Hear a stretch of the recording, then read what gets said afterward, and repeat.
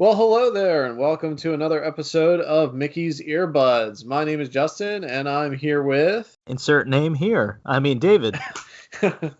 Thank you for saying your name, because, I tend to forget who it is I'm talking to on this podcast. Anyway, we got a fun show for you. Our focus topic is going to be Frontierland at Walt Disney World and all that wonderful place has to offer. But first, we're going to get started with a fun game of Where in the World. So in case you haven't listened to us talk about Where in the World, I have selected a spot, in this case in Disney World, somewhere, and David, in 20 yes or no questions or less, has to guess where in the world I am thinking of. So go ahead whenever you're ready, David. Go ahead and ask away. Is this in a theme park? This isn't a theme park. Is it in a kingdom? This is not in a kingdom. Okay, that eliminates quite a bit, doesn't it? Let's see. It's in a theme park. It is not in a kingdom. Well, since you asked, that eliminates quite a bit, doesn't it? That was question number 3. Okay, I see how we're playing. I'm kidding. Just so you know, that includes the United Kingdom. Oh, okay. Yeah, I guess that would include the United Kingdom, so my answer still stands. Okay. So just keep it easy. Is it in Epcot? It is in Epcot. Okay. So that makes 3 on my count. Yes, that is correct. Is it in the World Showcase? It is not in the World Showcase. Did they tear this down? That's a good question. No, they did not tear this down. All right, so it's not Club Cool. It's not like half of that burger place or the fountains. Yeah, I know. It's very sad. Well, Club Cool is very, very sad. I will miss it forever. Is it in the Land Pavilion? It is not in the Land Pavilion. Is it a major attraction? I'm going to say it is not a major attraction. Is it a store? It is not a store. Is it a piece of scenery or, like the things they have set up that you can look at? Example would be the Mine Birds. Yeah, I'm going to go with yes on that one. Is it a object that you can interact with? Yes. Is it an object that people interact with a lot? Yes. Is it a restroom? No. Is it anything in a restroom? No. Maybe you're like, man, those living at the Land Pavilion area, rest urinals. Okay, so it's nothing to do with the restroom. Is it signage? No. And just to clarify, I said no, it is not in the Land Pavilion. Yeah, I was just saying like the land, okay. the bathrooms near the land. Okay. So let's see. I got 6 questions left. Yep. Is it visible? Is it lit up at night? No, I don't think so. Things like that would be like the sidewalks. Okay. Yeah. I'm going to go with well, let's just say this. It's no more lit up at night than it is during the day. We're getting down to the wire here, and I'm not getting any closer. Something people can interact with. It's not in the Land Pavilion. Mm-hmm. Is it in Test Track? It is not in Test Track. Okay, so it's not the thing where you make the cars. Nope. It's not an attraction, so it's not in Finding Nemo. I said it's not. I said it's not a major attraction. It doesn't mean it's not in a pavilion. Would I find this object that people interact with? You said it's not a store.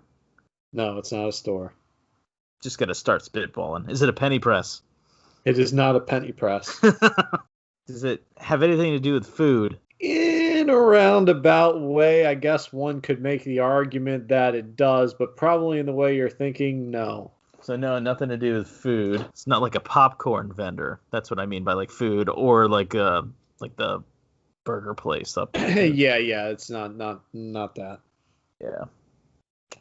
I only got 2 guesses left, and I'm not any closer. I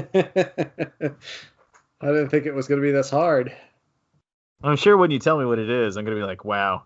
Is it the stream in front of the land pavilion? No, man, you are way off. Is it Spaceship Earth? And that's the final question, That's all and that is 20 a right there. no. What was it? Okay. If you go into the Seas Pavilion, it is not the ride. It is not the ride. So it is not a major attraction. Okay. It is in the Seas Pavilion, though. Downstairs, Bruce the shark, where people climb into his jaws and take pictures all the time. Oh, yes, that's a good one. Yep. I was looking at the big ones. I was totally skipping over that one. Yep.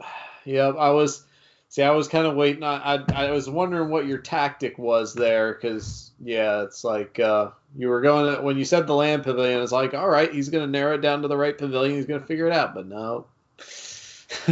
Well, let me preface our topic today with a quote, if you don't mind. Oh, go ahead. Frontierland. It is here that we experience the story of our country's past, the color, romance, and drama of frontier America as it developed from wilderness trails to roads, riverboats, railroads, and civilization. A tribute to the faith, courage, ingenuity of our hardy pioneers who blazed the trails and made this progress possible. That was Walt in Anaheim talking about Frontierland as it opened up in Disneyland on July 17th, 1955. Nice. And that's where we're heading today. I don't have the right clothing for it. Well, it's okay. I don't think anybody can see you. So That's true. And otherwise, if I was out there right now, I'd probably be all soaked through because of both rain and sweat. But anyway, so Frontierland. Why don't we first talk about our experiences? What do you think? Like personal experiences before we get down to like specifics.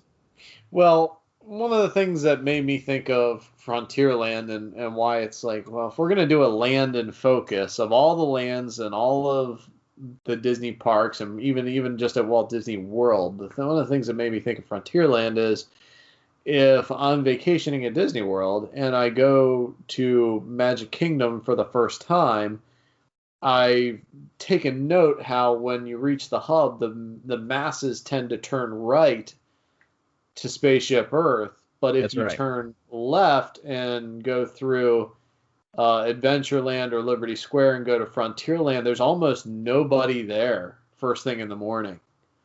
And so a lot of my experiences going through Frontierland are, just the adventure's just getting started.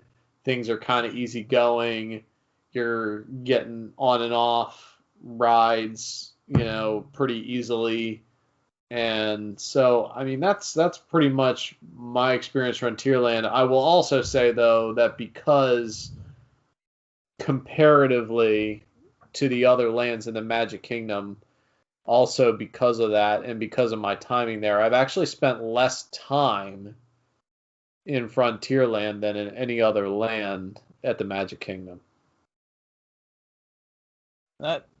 I guess typically when you think about it, a lot of people head straight to Tomorrowland because of how, you got you have Space Mountain. It's so big and shiny, and it's easy to get to directly, and it has attractions that are very fun. Yes. That's going to get even more attention when Tron opens up in the next year. Yeah. But yeah, not a lot of people take the left towards Adventureland in my experience. Though you do have pirates over there, so you think that to go. And on the very rare occasion, Johnny Depp is actually there. Very, very rare occasion, yes. But it's more it's not like as rare as getting struck by lightning. It's actually not unheard of for him to play some of the parts in the park. But Frontierland is a whole different thing. That's where you'll find such attractions as Splash Mountain, Big Thunder, and the Country Bear Jamboree. Mm-hmm. To just name a couple. Those are just and also Tom Sawyer Island. You kind of miss it sometimes when you've been there a lot. And even if you haven't been there a lot, if you don't even look at your map and everything, you might totally miss the fact that, hey, there's a ferry over to Tom Sawyer Island, and you can walk around and explore over there. You know, all the years I've been living down here, I still haven't gone to Tom Sawyer Island. Wow, that's pretty impressive. It's like how I try to avoid It's a Small World. It's just Tom Sawyer Island. I'm not trying to avoid it. I just don't. Yes, we haven't done it. It's like, oh, we got a fast pass to Big Thunder. We'll see you later. Yeah. Speaking of which, I would say that's one of the things too, is that you got two headline attractions, or e-ticket attractions, as some of the Disney fan base are known to calling them, out in Frontierland. And you mentioned them, Big Thunder Mountain and Splash Mountain. And truth be told, it's one of those things where you got so many attractions you can fast pass in the Magic Kingdom in general. And generally speaking, for me, if I'm having trouble picking an attraction, I'm going to fast pass Big Thunder. And the main reason I'm going to fast pass Big Thunder over Splash Mountain is because, little known fact, the queue, or parts of the queue waiting in line for Splash Mountain, are air conditioned. Oh, yeah. None of the queue waiting in line for Big Thunder Mountain is air conditioned. So rather than being there in the sweltering Florida heat and spirit crushing humidity waiting in line for Big Thunder, I'd just as soon skip it and get on the train. So I tend to fast pass it, but that is to say that at the end of the day, I really do love riding on Big Thunder Mountain. Otherwise, I wouldn't fast pass it at all. Yeah, do you know who Imagineered Big Thunder? I do not. It's Tony Baxter. Oh, okay. Yes, I've heard of him.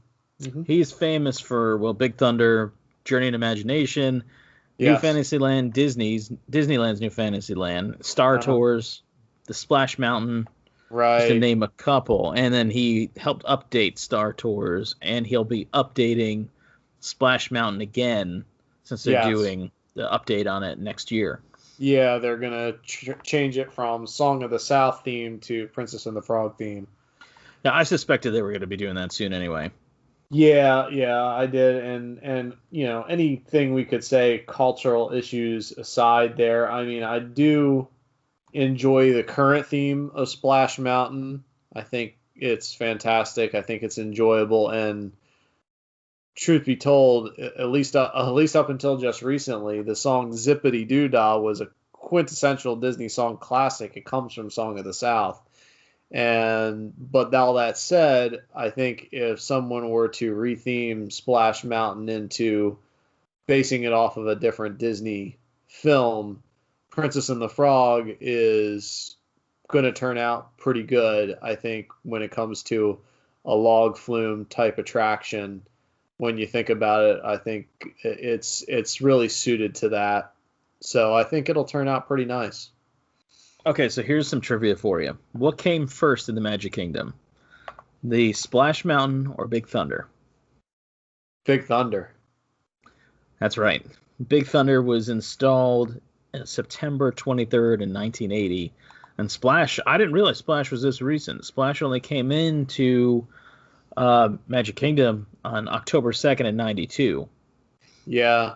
The reason I knew that is because I was there the summer of 92 and it hadn't opened yet. And so that was my very first trip to Disney World. And I remember seeing that and I was like, oh, can we ride that? No, it's not open yet. And I don't know if I would have met the height requirement at that time or not. I was a pretty young fella, but I do remember that. And I remember being so excited to ride it for the first time when I came back when I was 10 years old. Yeah, it's pretty interesting, the history.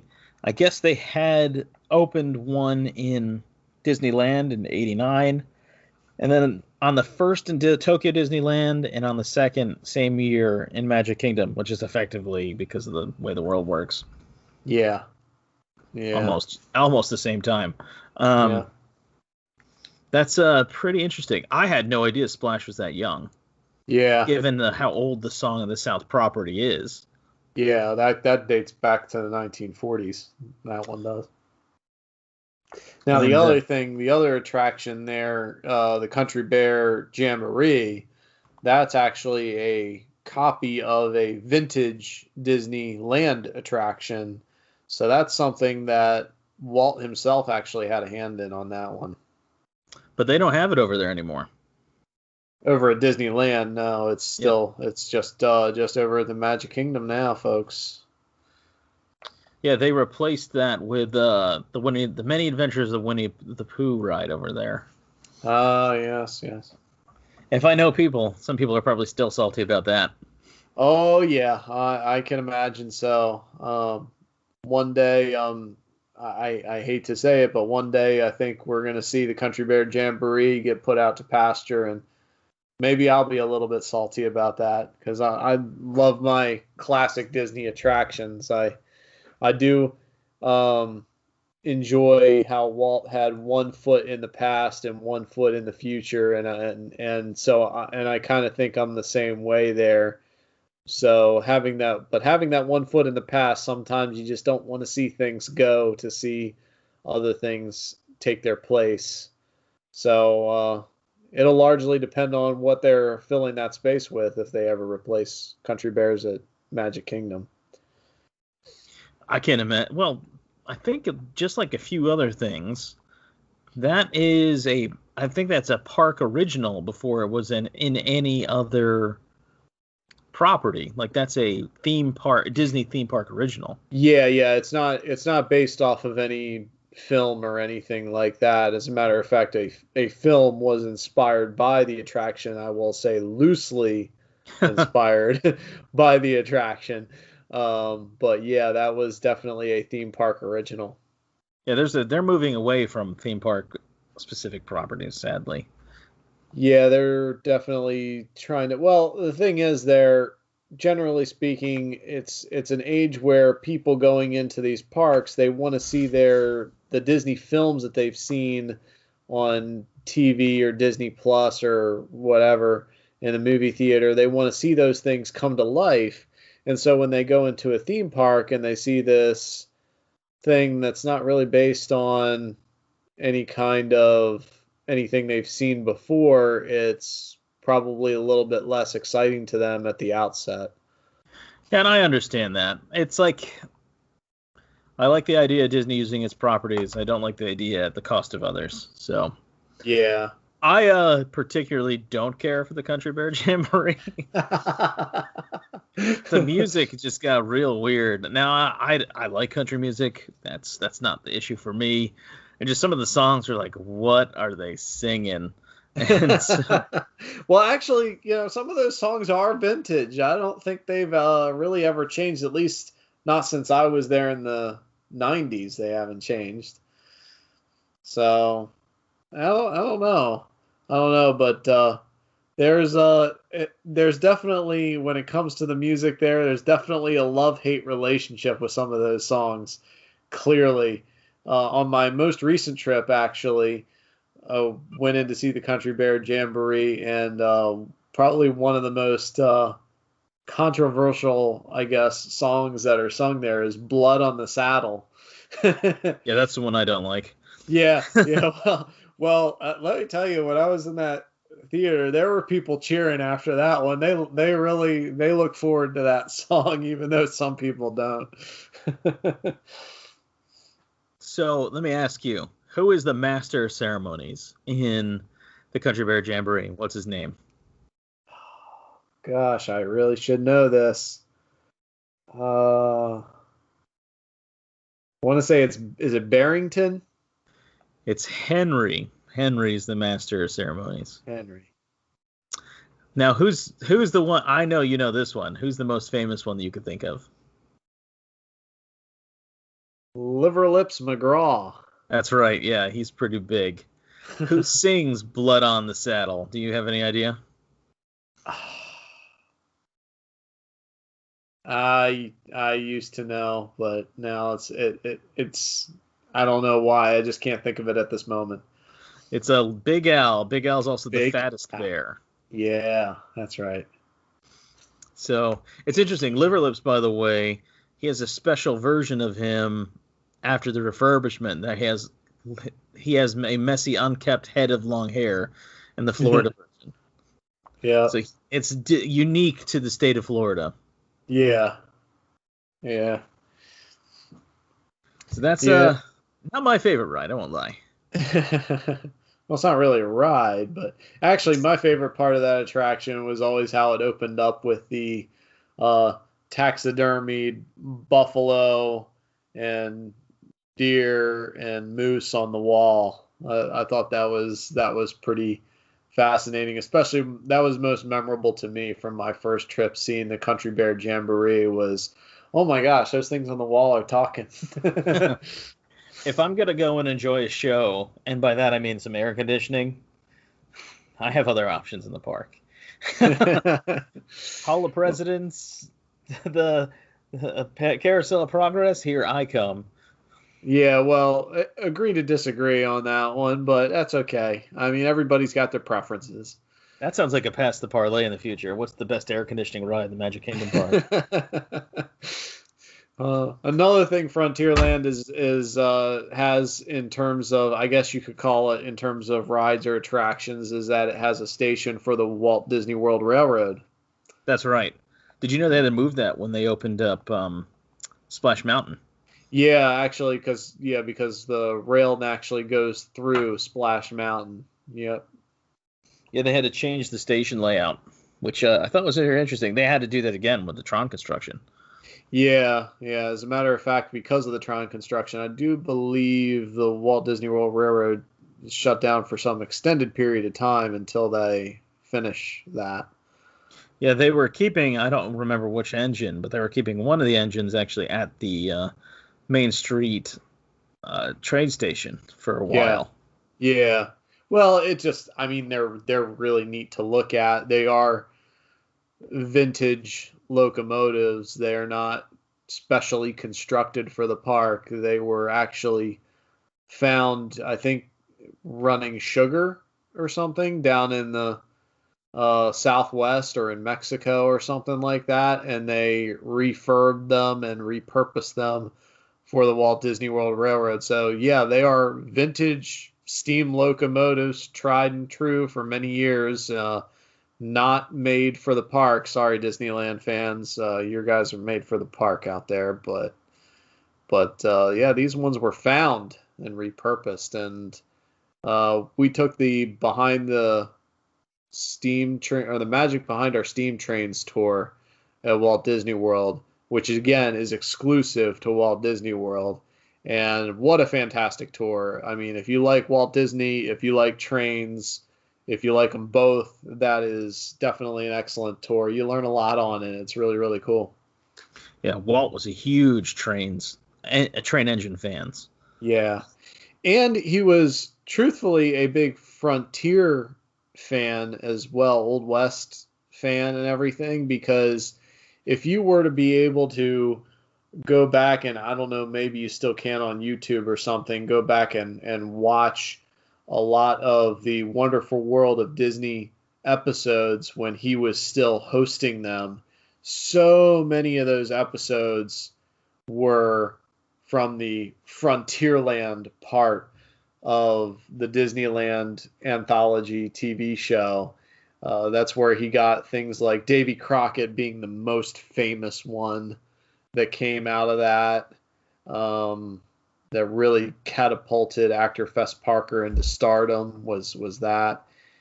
He also did El Fago Baca, which is actually kind of based on another true historical figure, and Texas John Slaughter, another true historical figure.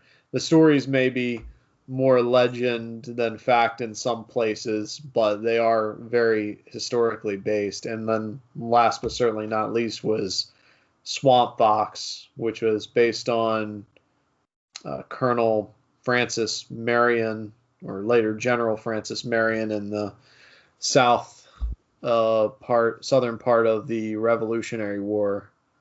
So there was a lot of things that came out of that. Walt was really fascinated by Old West and Frontier type stuff, and that definitely came through in the design of Disneyland theme park as well as in Disney productions.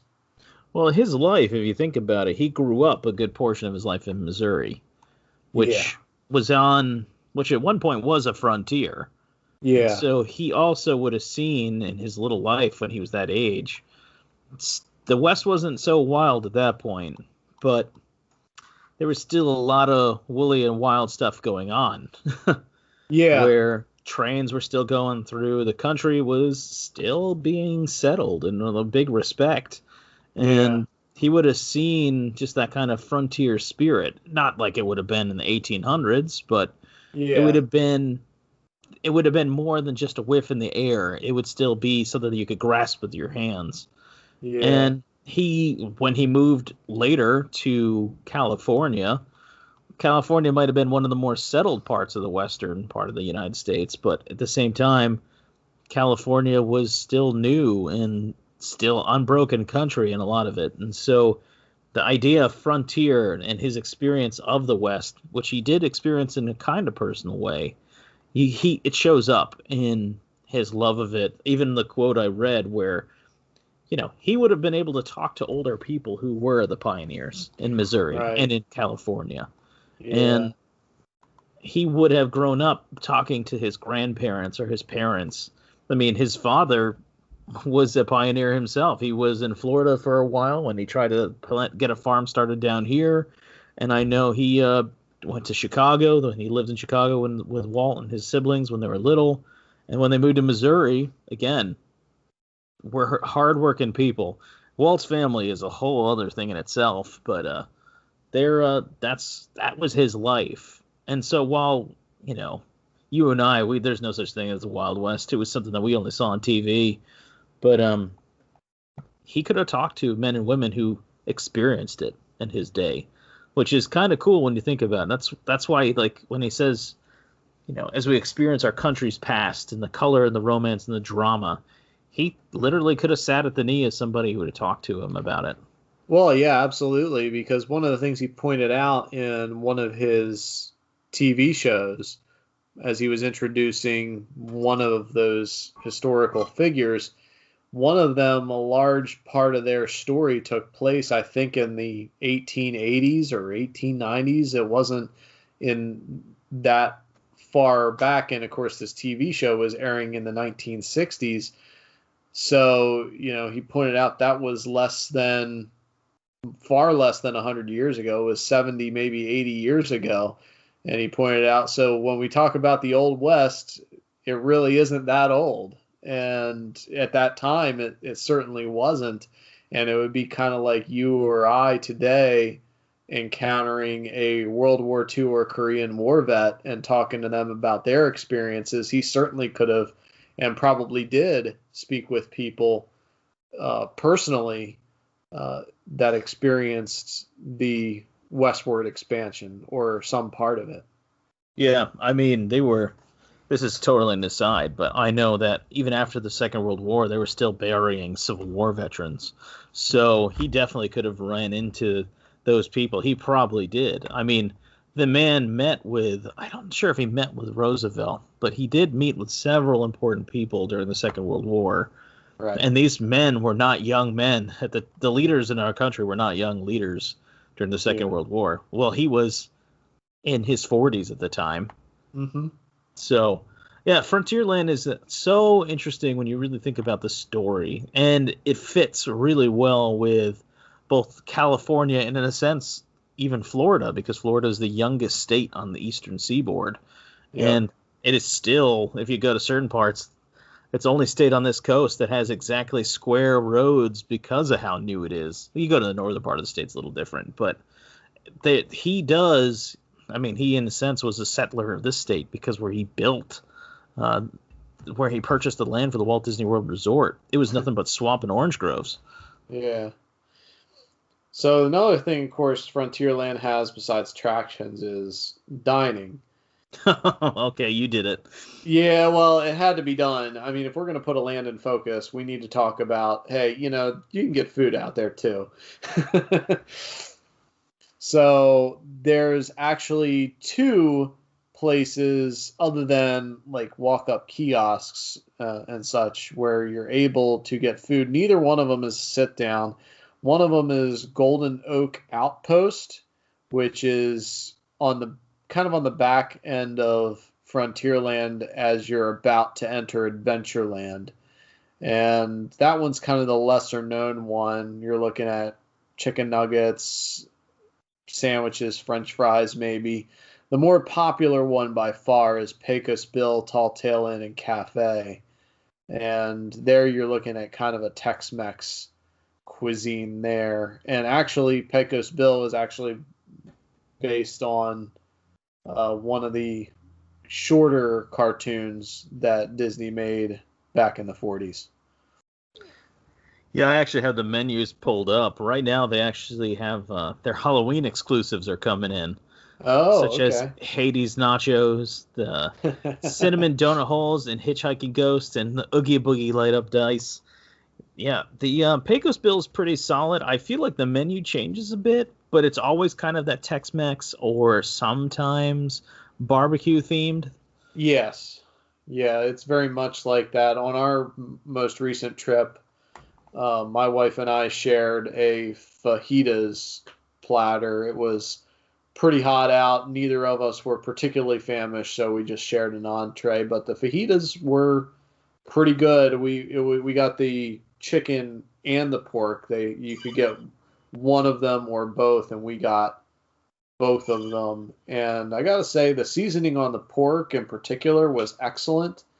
And whatever they did with those black beans, because they give you black beans and rice, the black beans were fantastic. It's like we need to duplicate this at home. Yeah, they got some bowls. I like a good bowl. Yeah. The desserts look good for Halloween. I'll bet they do. They also, I was looking at the other one we were talking about, the Golden Oak. The Golden Oak. They have a sweet tea slushie. Oh, okay. I like me some sweet tea. Well, especially in the South. Oh man, down here, I mean Maryland, right on the border. You guys got some solid sweet tea too. Well, it depends on where you go, because here in Maryland, some of us are Northerners and some of us are Southerners, which means some of us know how to make real sweet tea and some of us know how to make Arnold Palmer's. I was going to say, and some of us just know how to drink it. They like to, the Northerners, they like to put lemon in their tea. It's ridiculous. I'm sorry if I offended you, dear listener, if you're from the North and you like lemon in your tea, but it's not really meant to be there unless you're making an Arnold Palmer. I don't discriminate. Though if I had to choose, I would always choose sweet tea. I'm so accustomed to living down here. As soon as I got down here, my wife's like, "You like sweet tea?" I'm like, No. It's a love relationship. I like my tea so sweet, if you ever run out of syrup, you could pour it over your pancakes. It's enough to make your teeth, rattle and shake. It's good for your heart, but only in the spiritual sense. Well, another restaurant out there is the Diamond Horseshoe. Actually, that's in Liberty Square. You see, when I was looking it up, it's right on the border. It is right on the border. Actually, did you know that, and if you're not careful, if you're not observant, you walk right by it all the time and you don't know, and you don't even notice it. When you cross from Liberty to Square into Frontierland or vice versa, did you know you cross over a small stream? Oh, really? Yeah, it connects the body of water where Tom Sawyer Island is with essentially the Castle Moat. Huh. And they call it the Little Mississippi. I didn't know that. Yeah. And actually, too, if you're crossing particularly from Liberty Square and going into Frontierland, the building structures and style and facades are designed to reflect the buildings and the architecture of the time period as though you were going from east to west. So you're going from the colonial east in Liberty Square to the Midwest. You'll see some Midwestern kind of architecture of the time of those times, and then you'll get into like, basically like your southern, southwestern kind of things where you got the stucco and everything once you get out to Pecosville's and everything. So it's actually, there's a transitional state going on there when you go from Liberty Square into Frontierland. I can see that in my head. It's interesting. I just pulled up the menu for the Diamond Horseshoe. It says it's in Liberty Square, but then it says mosey inside this old West music hall. So they kind of kiss both worlds, I guess. Yeah, so, it's right there. It's on the line. It's on the border, if you will. But yeah, they do sell things that are barbecue oriented, briskets, smoked sausage, pulled pork, and the like, and of course macaroni and cheese. So you can naturally. And I didn't realize they actually have wine there. Huh. Yeah, that's a recent development. Is that if you're in most of the other theme parks, I think all three of the other theme parks, is that you can get alcoholic beverages at walk-ups, but not so in the Magic Kingdom. But in the Magic Kingdom, it used to be you couldn't get alcoholic beverages anywhere. But then when they opened up Be Our Guest restaurant in New Fantasyland, they were like, well, if we're going to have a French restaurant, we have to have French wine. And so they said, well, we'll change the rule. You still can't get it out on the walkway, but if you go to a sit-down restaurant, and at that time it was just Be Our Guest had this, if you go to a sit-down restaurant, you can get an alcoholic beverage there. And then they just kind of slowly expanded that rule to the rest of the table service restaurants in the Magic Kingdom. You imagine that meeting? I cannot imagine that meeting. I'm so glad I wasn't a part of it. Like, well, why don't we sell wine? What? Yeah. It's always interesting when you're going to do something completely different from what you've been doing in the past. I get it. I get it. That's all I'll say. Yeah, I get it. Yeah, I'm not all change is good change, but I get it. Well, yeah, I'm on the side of, you know what? I can't say I'm either for or against it, personally. So, I've never been to Diamond Horseshoe, but I have gone into Be Our Guest and had and enjoyed a nice French wine with my dinner there, and it was actually pretty good to have that and enjoy that. But that said, if the wine wasn't available, I would have had just as great at a time. Yeah, it's not something you're gonna miss. Now, the one thing, speaking of just food, also, you get the churros in Frontierland. Yes, the famous Disney churros. Now, people tell me they're not as good here as they are out west, which I actually can kind of buy that. Yeah, I believe that, actually. I believe that quite easily. The other thing you get in Frontierland, too, is Disney's famous turkey legs. Which, if I'm going to go pick between the two, I'm probably going to pick the churro. Well, yeah, I will say I have to be pretty hungry to pick up a turkey leg, because that's one rather large drumstick to power through. It's a lot of food, and if it's like right now, it's a little hot to be eating that outside while you're walking. Yeah. But just like at Pecos, it's enough for two people. Oh, yes, easily. Like that fajita platter you got is like $15, but you and your wife are both probably very well satiated. Yeah, well, yeah, especially when we were out there in the Florida heat and everything. It was just nice to sit down, have a little bit of a quick bite just to give us some energy and keep on going.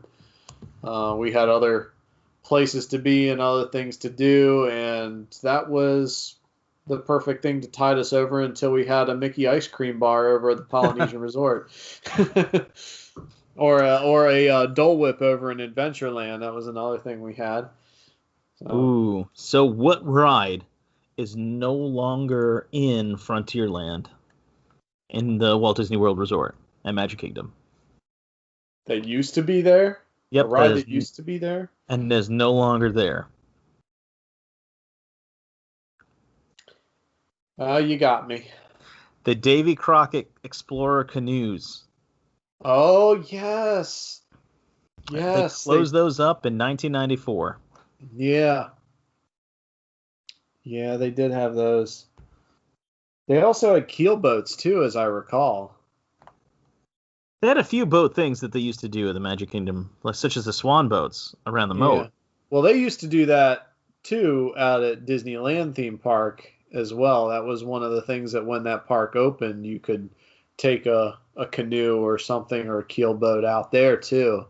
You could also fish. So, Wow. yeah, there was it was pretty versatile. But then you also keep in mind too that the attractions, though high tech for the time, were not as extravagant nearly as they are today. Yeah, I wonder why they got rid of that. Somebody got a hook caught in the wrong place. Somebody fell overboard in the canoe. Different things like that. The water doesn't test well anymore. That's sad any that that's where our number brains go the first time, huh? any number of those things or combination thereof. But see, they have in Shanghai, they actually have the canoes again. So, and they still have them at Disneyland. Oh, well, okay. Yeah, that's our first thoughts are like, huh, must have been a lawsuit. That's probably what it was. I don't know what that says about us or about our culture. Yeah, I don't really know either. But Some people. This is why we can't have nice things. this is why we can't have nice things. Now, one of my favorite other things to do out there is what is it? The Davy Crockett, not the Davy Crockett, that's it. Shooting gallery. The Frontierland Shooting Arcade. Yeah, I've never actually done that. Really? Nope, I've never actually gone to the shooting arcade. They apparently I'm looking at the stats here. Originally the guns shot lead pellets but were replaced by infrared rifles due to the maintenance costs of repainting the targets every night. And if this is to be believed, from WaltDisneyWorldHistory.com, they would use over 2,000 gallons of paint a year to repaint the targets every day. Yeah, that ain't cheap. And getting rid of all that lead, I mean, whew. Yeah. One of the last things we should probably mention about Frontierland as well is that it's actually the main throughway, foot traffic throughway in Frontierland is actually part of their parade route as well. Yeah. So if you're a parade watcher or you're really interested in seeing any of the parades that they bring through the Magic Kingdom, Main Street is certainly the most popular place to stop and see it, but definitely Frontierland is a good place to, figuratively speaking, stake your claim on a piece of land and watch the parade go by, because there will be fewer people doing it out there than there will be on Main Street. I can't tell you how many times we've sat down and watched it out there. Yeah. We forgot one kiosk, Westward Ho is a place where you also can get like nugs and quick drinks like that. Oh, okay. Yeah, I'm trying to think how many times I've been on Splash Mountain the last 5 years. I think once. Oh, wow.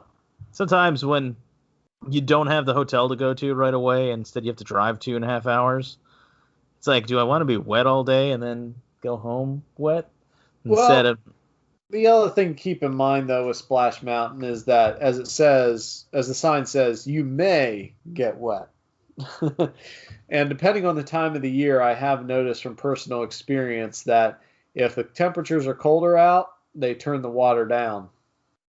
So you get spritzed instead of splashed sometimes. So it's nice that they think of these things. But yeah, my trips, gosh, there have been times where I've been known to get on Splash Mountain no less than 5 times in a row. Especially during extra magic hours. That's the other thing. If you are out there at night, Splash Mountain is one of the best rides to get on at night. And the main reason for that is because when you come to the main drop, for a few seconds there, you get the most beautiful view of Cinderella Castle from that spot way up in the air, which is really cool to see. And that's the primary reason I got on it no less than 5 times in a row, is because I wanted to see that view again and again and again. That's one of those things that you don't know unless you know it. And extra magic hours are just phenomenal. Yeah. Well, I think we should move into our last segment if you want, if you're ready. All right. Yeah, let's do that. So, some of you might have played this game when you're in the car. It's called the alphabet game, where one person starts with one letter, and then the next person has to do something related with the next letter, all the way from A to Z. And so, Just and I today are going to try that, called the Disney Parks Alphabet Game. We're coming up with real original stuff here, folks. But today we're going to make it easy on ourselves, and we're going to do Walt Disney World Resort. So it's not going to be just Magic Kingdom. It's going to be everything inside the Walt Disney World Resort, because this is one where if we do this wrong, I'm going to be doing a lot of editing. Yeah, we have to get from A to Z, naming things that begin with those letters in Walt Disney World Resort. Let me do myself a favor. I'm going to give us a timer. How's that sound? Let's see good. Let's see if we could do this in 5 minutes or less. That could be exciting. Exciting. A pain in the neck. All right.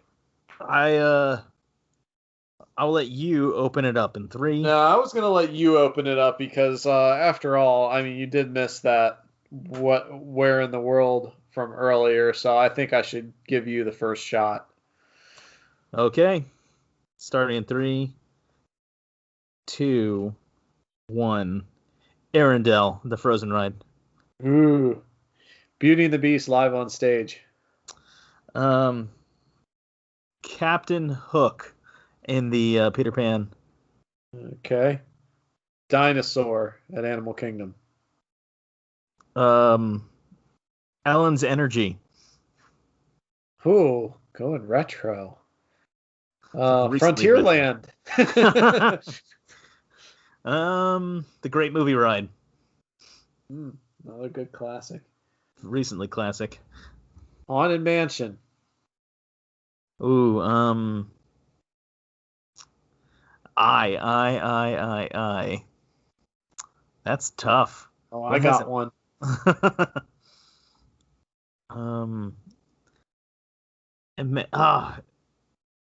What is that with Figment? Yeah, you're on it. I can't remember Figment's right. Use your imagination with Figment? Yes. Okay. All right. Jameters at Epcot.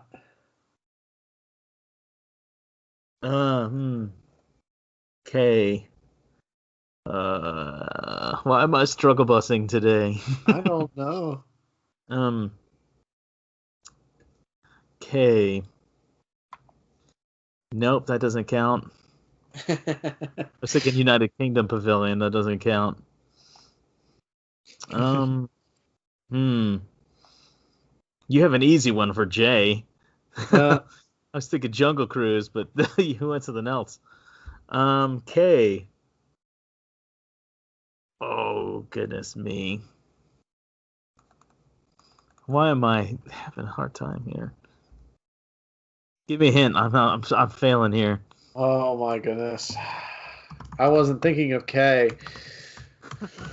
We got 2 minutes here to figure something else out. Okay, I got one for you. It's attached to the Animal Kingdom Lodge. Oh boy. There's Jumbo House. Kidani Village. Yes. Okay. L, Living with the Land. M would be for... Oh, come on, man. There's a lot of M's. Oh, then So pick one. Miliano at the Swan. Oh, wow. You went for the hard one. I was just going with Mickey Mouse or something. But... oh, man. Nemo. LMNO Hana. Oh, good one. It'll come to me. P. I don't know why I'm struggling with this one. Plaza Ice Cream Parlor. And I, being the most blessed here, get the Q. That one's easy in my opinion. I mean, you could say quick service restaurants. There you go. That's what I was going to go with. I was thinking like a real name, not an idea, but go ahead. R. R.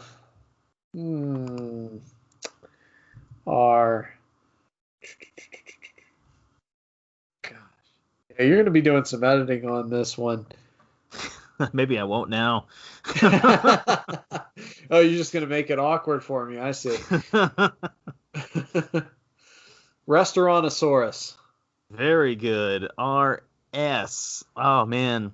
I was going to say Trader Sam's, but that starts with T, so let's go with Sommerfest. Okay, that's a good one. Well, seeing as how I have T, I guess, well, you said Trader Sam's. I'll be fair. We'll go with Test Track. So I have U. U. Well, speaking of Splash Mountain, Uncle Remus. That's him singing. Ooh, good choice. Good choice. V. 31 seconds. Villains in Vogue. VW. Oh man. Water parks. That was the timer, wasn't it? No, we got 17 seconds. That's okay. WX, right? Yo, jeez, I didn't realize you had an X. Okay, X-Wing at Galaxy's Edge. Y, Yak and Yeti. Z. 2, 1. Zippity doo dah. Okay, there we go. We got it. There we go. There we go. Whew. That's actually harder than I thought it would be. Uh-huh. And we didn't even theme it. We got to really work on that. Imagine if we just said only the Magic Kingdom. No, that would have been impossible, especially once you get to X. When are you going to find a Magic Kingdom that starts with X? X marks the spot? No, sorry, that doesn't count. So if you know what you could find in the Magic Kingdom that starts with X, you should let us know in the comments. Yeah. Or if you have a theme that we should do for the Alphabet Walt Disney World Resort Alphabet game, let us know, and we'll try that one next time we play this game together. So you narrowed the field on this one. Usually when I played the Disney Alphabet game, it's just been like Disney, period. But you narrowed the field, made it a little harder. See, I thought it was just going to be like actually easy because it's, how many square mile park resort? I can come up with at least one more X if you broaden it to just all of Disney. Well, X-Wing was good. That Yeah. was really good. And now if you broaden it to all of Disney, you could say the X-Men. Yeah, you could also say Ex Atencio, one of the original Imagineers, animators or something. Well, if he had worked on the ride there, that would account, right? I don't know if he did at Walt Disney World. It's one of the 9 old men, so I don't know. The 9 old men. Yeah, there's a lot of them that you could do. Q. I felt like I got stuck with the tough letters, but you got stuck with a couple of tough letters too. Yeah. But since you opened it up, I think I'm going to shut us down for the day. Justin, thanks for doing this with me. This is a lot of fun thinking about the Frontierland and looking at it critically. And next week, maybe actually, that'll be a surprise, both to you and to us. So please like and comment and subscribe, as my friend always says here. To do that, it helps us know what you do. If you leave us information in the comments, it allows us to look at what you want to know about. And Justin and I, believe it or not, we like researching this stuff, and we like to learn about Disney and its ins and outs. So if there's a topic you want us to investigate, please feel free to share that with us, and we'll look into it. Yeah, we'll do that. But on that note, you guys have a great day, and we'll talk to you soon. See you real soon.